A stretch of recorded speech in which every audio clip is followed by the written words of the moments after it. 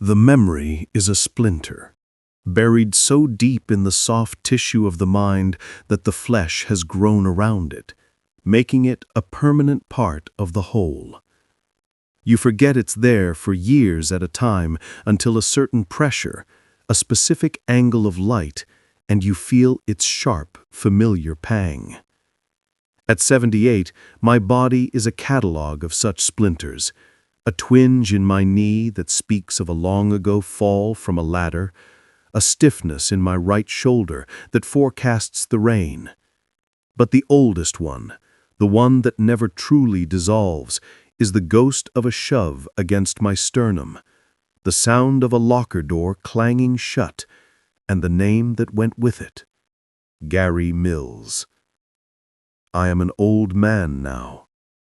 My hands, resting on the polished mahogany of my desk, are a road map of blue veins and brown spots, the skin thin as parchment. I have lived a good life, a full life. I built a modest empire of brick and mortar, a small portfolio of apartments that provides a comfortable, quiet retirement. I outlived a wife I adored. I have children who call me on Sundays and grandchildren whose faces glow on my tablet screen. I have warmth and comfort and peace. Yet peace is not the same as absolution. Some hurts are not healed by time. They are merely fossilized, their shape preserved perfectly within the stone of your soul. It was a Tuesday. Tuesdays are for the ledger. The soft winter light slanted through the bay window of my home office, illuminating dust motes dancing in the warm air. The central heating hummed a quiet tune, a world away from the biting cold outside. I was reviewing applications for Unit 4B, a small, efficient one-bedroom in a building I own downtown. It's a good property, well-maintained, with fair rent. I'm not a slumlord. I take pride in providing clean, safe homes. I was sipping my Earl Grey, my reading glasses perched on the end of my nose, when the name stopped me cold. Mills. Gary. Age, 77. The teacup met its saucer with a sharp porcelain clink that seemed to echo in the sudden silence of the room. My heart, that old reliable engine, gave a single hard thump against my ribs. It couldn't be. It was a common name, surely. But the age was right, and the next line sealed it. Previous employment, Mills Auto Repair, owner-operator. Mills Auto, a greasy, cavernous garage on the edge of town that always smelled of gasoline and despair. Gary's father's place, the place Gary was destined to inherit, the kingdom he'd lord over while the rest of us went off to college, to careers, to lives beyond the town's limits. He'd swaggered through the school halls with the confidence of a boy who knew his future was already written in motor oil and torque wrenches. And now, he was here, in my ledger, an application for affordable housing. The attached note from the screening service was clinical, devoid of the seismic shift it was causing in my world. Applicant cites medical setback and fixed income. Previously resided at 11885 Maple Drive. Foreclosure proceedings complete. A medical setback. A foreclosure. I leaned back in my leather chair, the material creaking softly in sympathy. The splinter was no longer a dormant thing. It was alive, throbbing with a cold, ancient energy. 62 years. It had been 62 years since I was a scrawny 16-year-old boy with glasses too big for my face and a nervous stutter that emerged whenever I was called upon in class. 62 years since Gary Mills, with his hulking shoulders and a laugh that sounded like gravel being poured from a bucket, had decided I was his favorite form of entertainment. I closed my eyes, and I was there, not as a memory, but as a passenger in my own past. The hallway of Northwood High was a cacophony of slamming lockers, shrieking laughter, and the squeak of sneakers on waxed linoleum. I was trying to be invisible, a skill I had honed to an art form. My books were clutched to my chest like a shield. He found me anyway. Well, if it isn't Four Eyes Finley.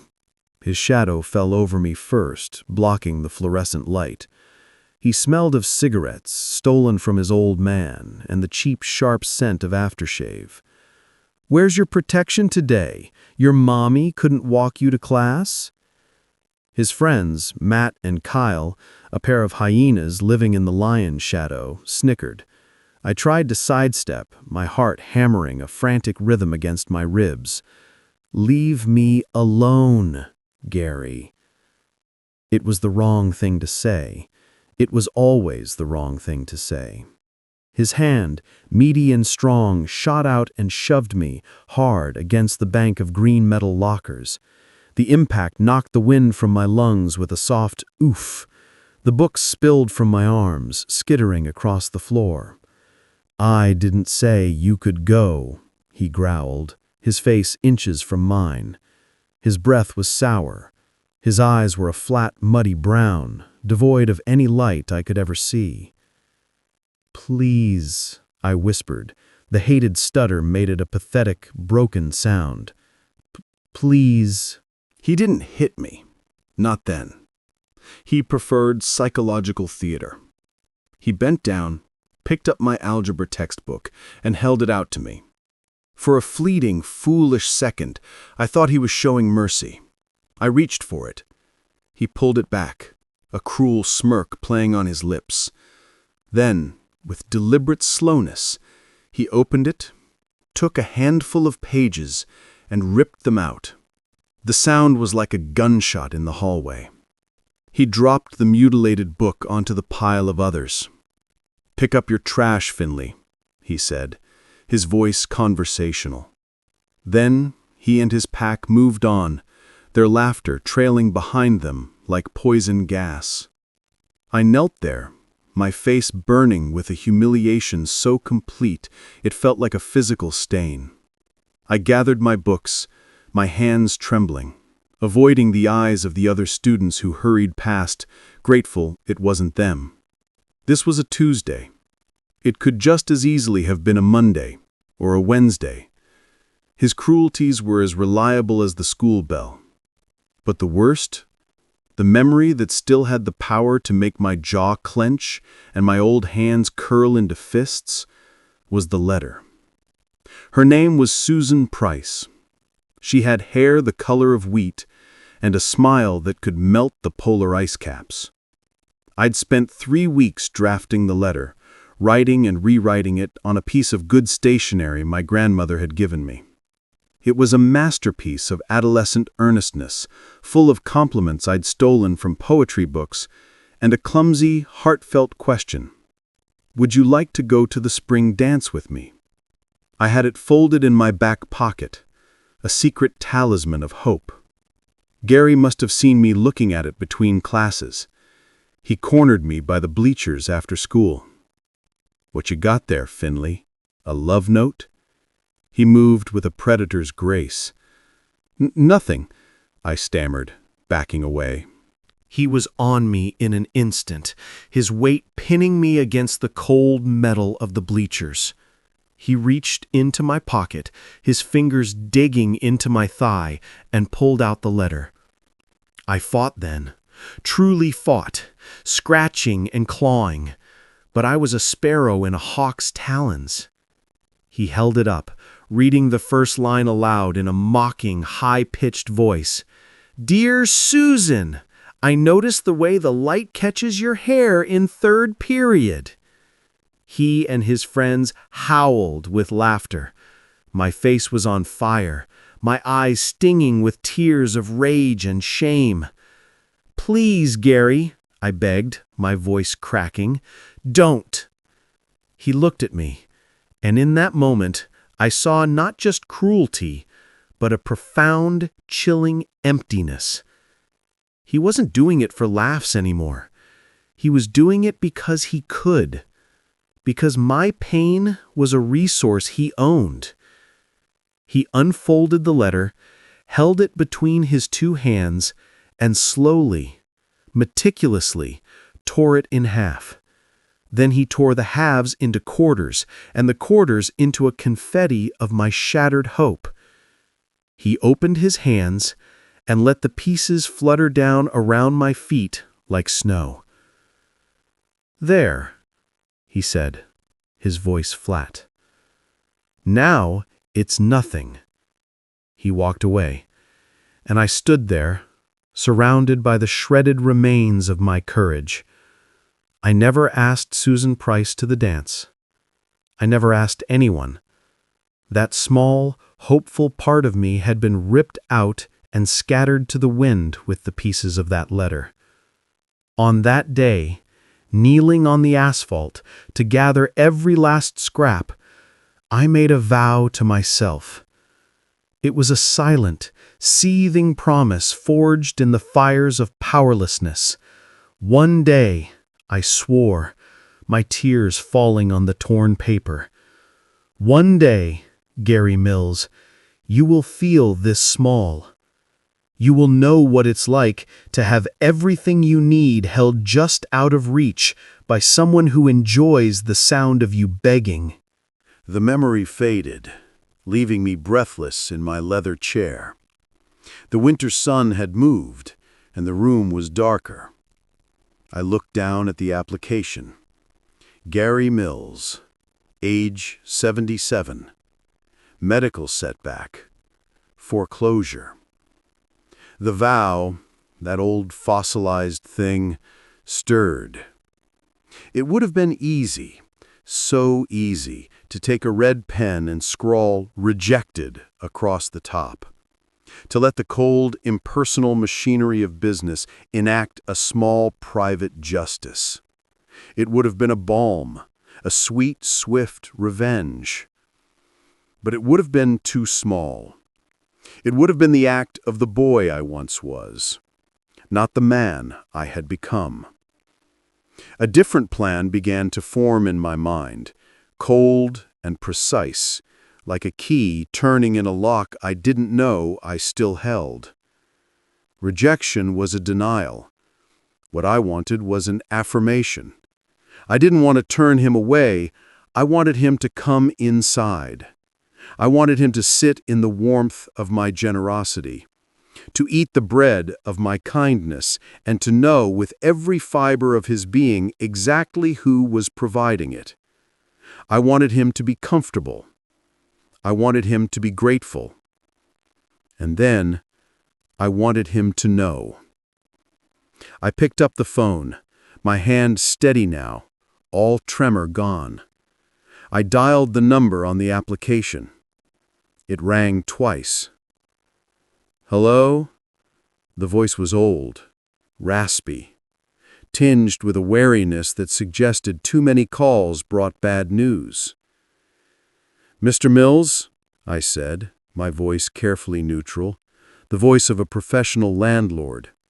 "I'm calling about your application for the unit on Elm Street." A pause. "Oh, yes. Hello, Mr. Findlay." He didn't recognize the name. Why would he? Arthur Findlay was the scrawny kid. I was Four Eyes. I was Findlay. I was nobody. The anonymity was a weapon I hadn't known I possessed. "I've reviewed your information," I continued, tapping a finger on his listed income. "I'd like to invite you in for an interview. Would tomorrow at 10 a.m. be suitable?" An interview?" he stuttered, and the sound of his uncertainty was a small, dark thrill in my blood. Yes, of course. Thank you, sir. I'll be there." Sir. He'd called me Sir. Very good, I said. I'll see you then. I hung up the phone and looked out the window at the gathering dusk. The splinter was still there, but the pain was now a focused, crystalline point. This was no longer about a memory. It was about a debt. And after 62 years of accruing interest, the rent was finally due. The man who shuffled into my office the next morning was a ghost, a faded carbon copy of the boy who haunted my memories. Time had been a ruthless sculptor on Gary Mills. The hulking shoulders were now stooped, rounded into a permanent question mark. The thick, dark hair was gone, replaced by a few wisps of white over a liver-spotted scalp. He walked with a pronounced limp, favoring his right leg, each step a small, painful negotiation with gravity. He used a simple wooden cane, its tip making a soft tap-scuff sound on the polished floor. He was wearing what was clearly his best suit, a brown polyester relic from another era, worn shiny at the elbows and knees, straining at the buttons over a soft punch. It smelled faintly of mothballs in a cheap citrus-based cleaning solution. In his hands he clutched a worn leather folder, holding it before him like a shield. He didn't look at me, not at first. His eyes, those flat, muddy eyes I remembered, darted around the room, taking in the floor-to-ceiling bookshelves, the original art on the walls, the deep, comfortable chairs. They were wide with a kind of desperate awe. This was a world he had never been part of, a world of quiet money and unassailable stability. "Mr. Mills," I said, my voice calm, betraying none of the seismic activity happening beneath my surface. I remained seated, not out of rudeness, but to establish the dynamic from the very first second. This was my kingdom. He was a supplicant. "Mr. Finley," he said, his voice a dry rattle. He finally looked at me, and there was nothing there. No flicker of recognition. Just the anxious, hopeful gaze of an old man down on his luck. "Thank you for seeing me. Please have a seat." I gestured to the chair opposite my desk. He moved slowly, lowering himself with a grunt of effort, laying his cane carefully against the side of the chair. He placed the folder on his lap, his hands gnarled, the knuckles swollen with arthritis, the nails stained with what might have been ancient ground-in grease. They were the hands of a mechanic, a worker. They had built and fixed things. Now they trembled slightly. "So," I began, folding my own hands on the desk. My hands were soft, clean, the hands of a man who dealt in paper, in contracts, in decisions. "Your application was quite compelling." He nodded eagerly, a little too fast. "I know it's not much, sir. The social worker helped me fill it out after the setback." "The medical setback?" I said, tilting my head. "May I ask the nature of it?" His eyes dropped to his hands. "Diabetes. Got real bad. Lost some feeling in my feet." He gestured to his bad leg. "Took a fall in the garage a couple of years back. Busted my hip, and it never really got right. Infection set in. They talked about amputation for a while." He said this last part quietly, a horrifying footnote, delivered without drama.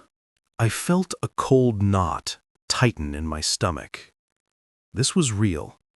His suffering was not a story, it was written in the limp of his walk, in the tremor of his hands. For a moment, the ghost of the boy I was, the one who dreamed of violent, dramatic revenge, felt a pang of something like shame. But the man I had become, the one who had carried the splinter for 6 decades, silenced it. This suffering was not my doing, it was karma's.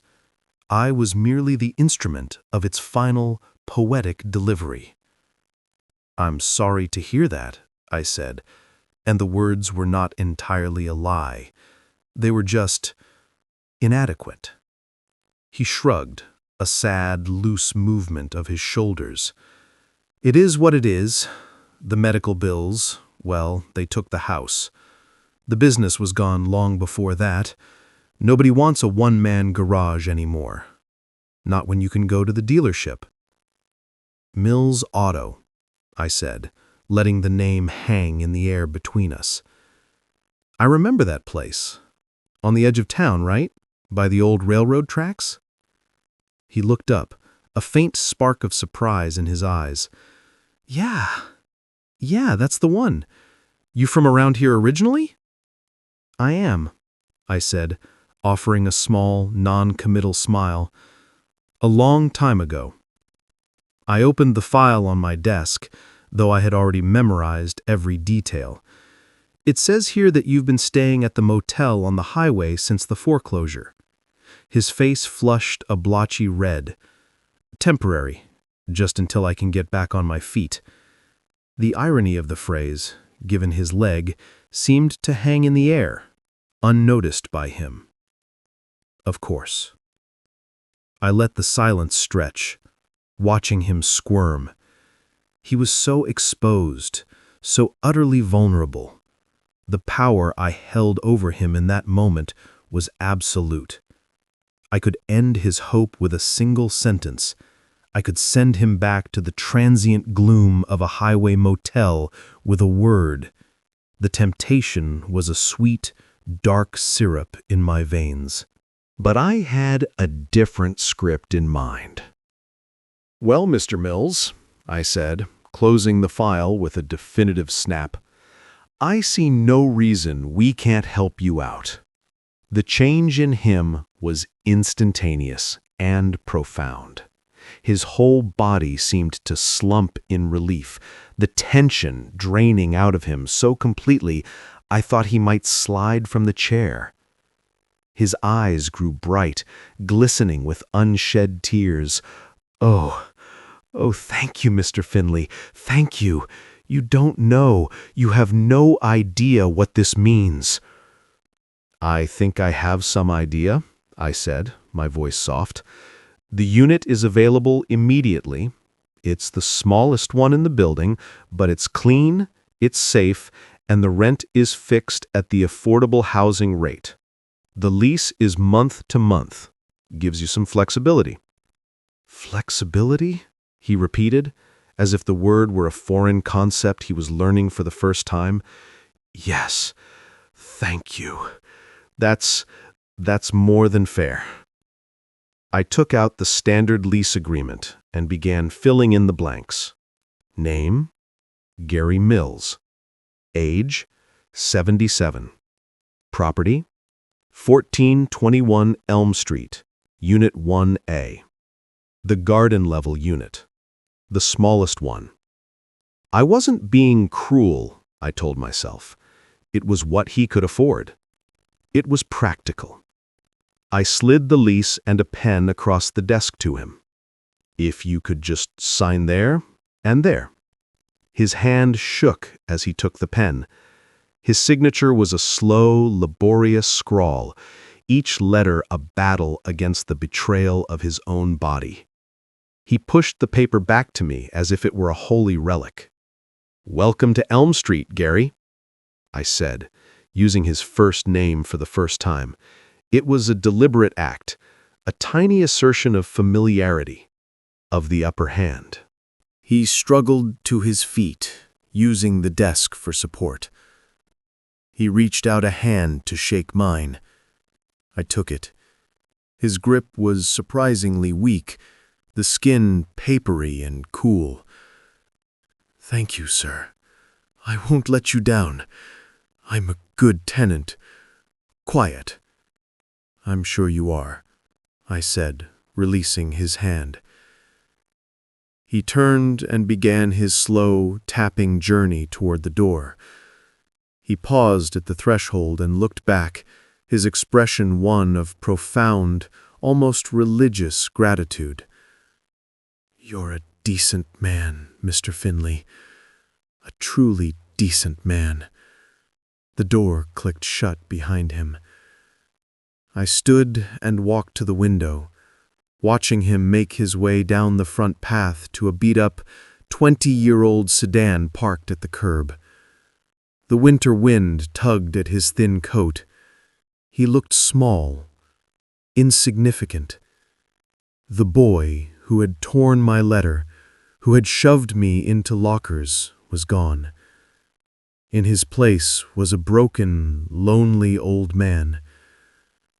The cold thrill of power was still there, but it was now mingled with something else, something darker and more complicated. This wasn't the clean, triumphant revenge I had imagined as a boy. This was something more intricate, more intimate. I had not defeated a monster. I had offered a hand to a ghost. And in doing so, I had bound him to me in a way that was far more powerful than any act of rejection could ever be. He was in my house now, and he had no idea who his landlord really was. The game was afoot, and I held every card. The first 6 months were a study in quiet, excruciating theater. On the first of every month, without fail, Gary would appear at my office. He was always punctual, always clean, always deferential. He'd hand me the rent check, always a money order. I suspected he didn't have a bank account anymore. With a soft, "Thank you, sir." I made a point of being in, of taking the check personally. It became a ritual. I would invite him to sit for a moment, to have a cup of coffee. He always refused at first, then, with gentle insistence, would acquiesce, perching on the very edge of the chair, as if afraid to leave an impression. Our conversations were a masterclass in subtext. He would talk about the weather, about the small, manageable problems of his life. A leaky faucet he'd fixed himself. Of course he had. The nice couple upstairs who sometimes helped him with his groceries. He was building a life.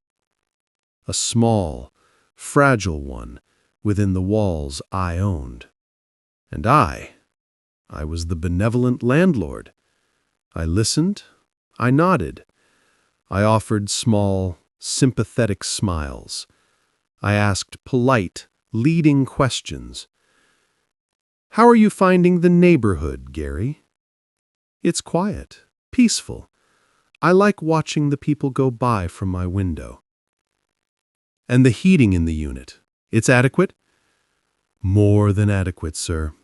It's warm, always warm." Every word he spoke, every expression of gratitude was a brick being laid in the wall of my satisfaction. He was happy, he was secure, and it was all because of me. The man who had once derived pleasure from my misery was now deriving sustenance from my charity. The irony was so perfect, it was almost divine. I learned the shape of his downfall in these fragmented conversations, piecing it together like an archaeologist reassembling a broken pot. The divorce came about 10 years ago. "She said she was tired," he said once, staring into his coffee. "Tired of the grease, tired of the worry, tired of me." The kids, a son and a daughter, were grown and gone. They're busy with their own lives, out west. He said it with a finality that suggested the phone never rang. The garage, his father's legacy, his teenage kingdom, had slowly bled out, suffocated by big-box auto centers and a changing economy. He'd held on too long, sunk his savings into it, and lost everything. The diabetes diagnosis was the final brutal blow. The American dream in reverse, from business owner to foreclosure to a subsidized one-bedroom apartment, all under the watchful eye of the boy he'd tormented. He never complained. That was the most remarkable thing. He accepted his lot with a grim, weary resignation that was, in its own way, far more damning than any self-pity would have been. He was reaping what he had sown, and on some level, I believe he knew it. Then, about 5 months in, the conversation shifted. It was a rainy April morning. The downpour lashed against my office window. Gary seemed more contemplative than usual, his gaze distant. "You know, Mr. Finley," he began, stirring his coffee long after the sugar had dissolved, "living alone, you get a lot of time to think, to remember things." I felt a familiar cold tingle at the base of my spine.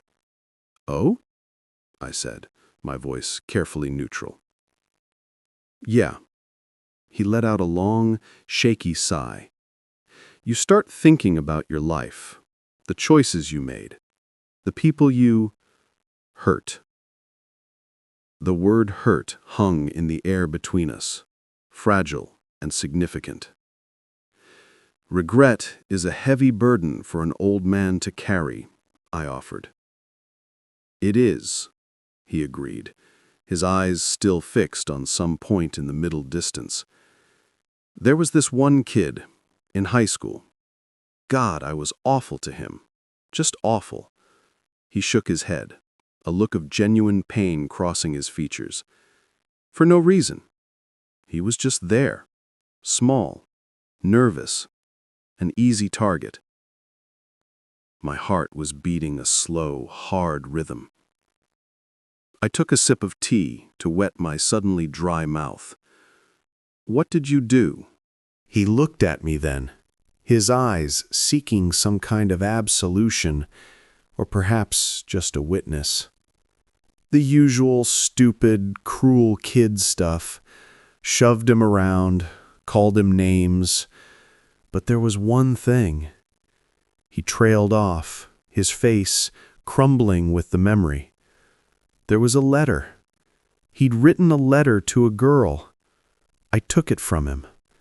I tore it up, right in front of him. I can still see the look on his face.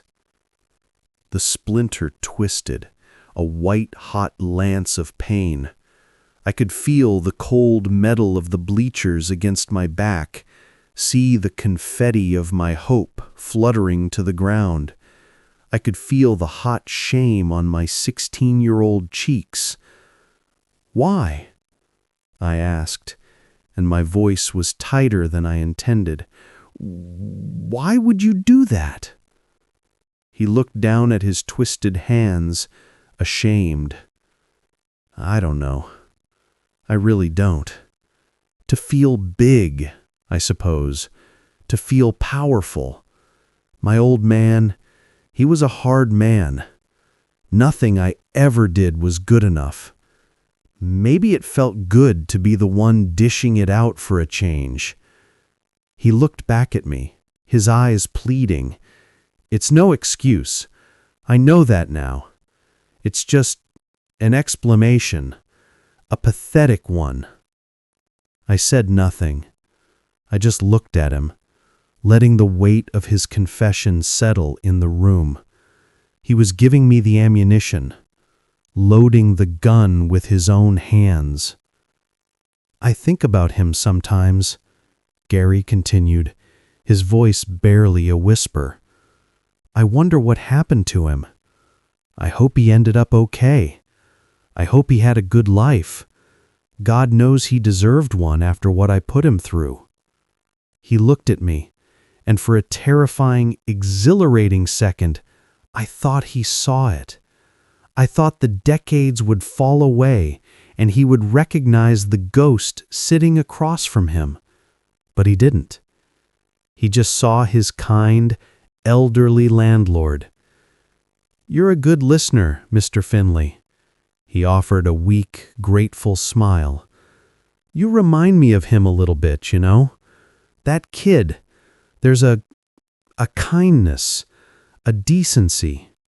The irony was so profound, it was almost physically painful. I felt a wild, hysterical laugh bubble up in my throat, but I strangled it. I simply nodded, a slow, deliberate movement. "Funny how the world works," I said, my voice calm, a stark contrast to the storm raging inside me. "I remember a kid like that, too." He just sighed again, a world of sorrow in that single breath. I'd give anything to tell him I'm sorry. He finished his coffee, thanked me again, and left, his cane tapping a slow, mournful rhythm down the hall. I sat in the silence for a long time after he was gone. The moment was close. I could feel it approaching like a storm on the horizon. He was ripe for the harvest. The confession had been his way of preparing the soil. Now all that was left was to plant the seed of truth and watch it grow into the tree of his despair. The next month, on the 1st of May, the air sweet with the scent of blooming lilacs, he came for his rent. The transaction was the same as always. The check, the thanks, the offer of coffee. This time he accepted more readily. The confidences we had shared had created a new, false intimacy. We made small talk for a few minutes. Then he said it again, almost as a benediction. "You've been so good to me, Mr. Finley, a real lifesaver. I keep thinking, you remind me so much of that boy I told you about, the one from school." I set my cup down on the saucer. The click was deliberate, a period at the end of his sentence. I looked at him, not as his landlord, not as a sympathetic ear, but as Arthur Findlay, the boy he remembered. I let the silence stretch, holding his gaze. I saw the first flicker of confusion in his eyes. The friendly, grateful expression began to falter, replaced by a dawning, slow-motion horror as he saw past the old man I was to the boy I had been. My smile was small, cold, and perfectly calibrated. "Funny you should say that, Gary," I said, my voice soft as a blade slipping between ribs. "I remember that kid too." I paused, letting the words hang there, watching his brain scramble to catch up, to reject the impossible implication. Then I delivered the final, killing blow. "You were a cruel boy, Gary." His face went pale. The blood drained from it so completely I thought he might pass out. His jaw went slack. The muddy brown eyes widened, not with gratitude now, but with a terror so profound it seemed to swallow him whole. The pieces were crashing together in his mind. The name Finley, the familiar kindness he'd noted, my age, my knowledge of the town. The 62-year gap between past and present collapsed in an instant. Realization didn't dawn on him, it fell on him. It hit him like a collapsing building. He physically recoiled, pushing back in his chair as if trying to escape the truth. And for the first time in his life, for the first time in our long entangled history, Gary Mills looked at me and truly saw me. His lips trembled. He tried to speak, but only a choked, guttural sound emerged.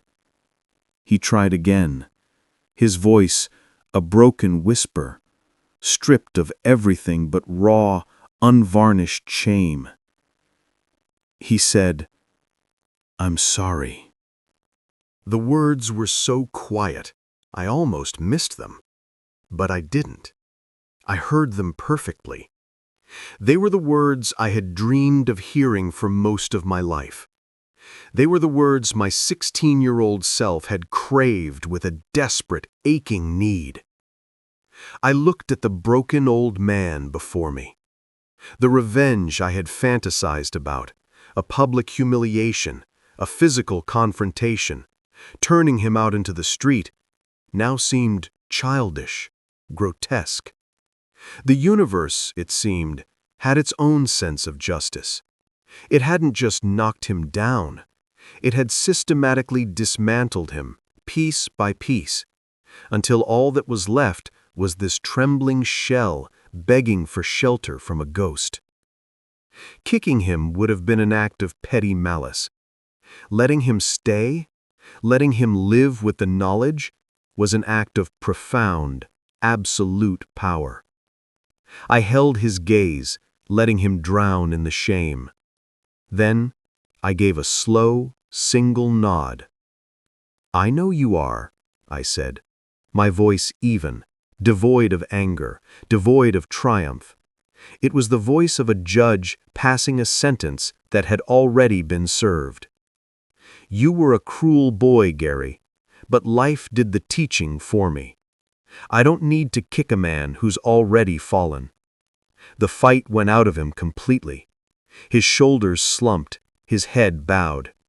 He looked smaller than I had ever seen him. He was utterly defeated. He didn't say another word.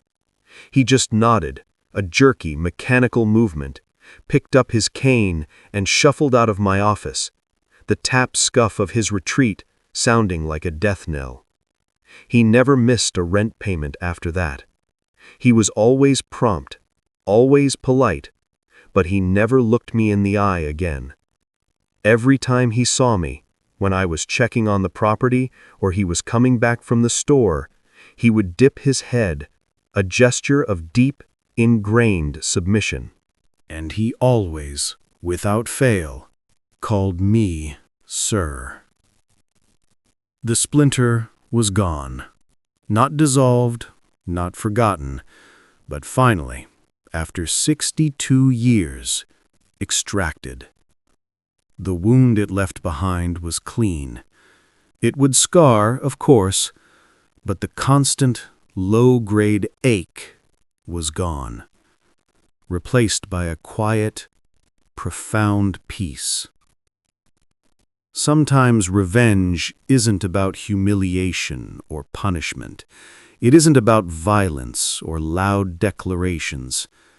It's about standing tall, whole, and unbroken, while the person who once towered over you, the person who tried to make you small, has to look up from the depths of his own ruin and ask for mercy. And knowing with absolute certainty that you are the one who holds the power to grant it. What does true justice look like to you? Is it the fiery, dramatic downfall of a wrongdoer, or the quiet, lifelong burden of their own regret?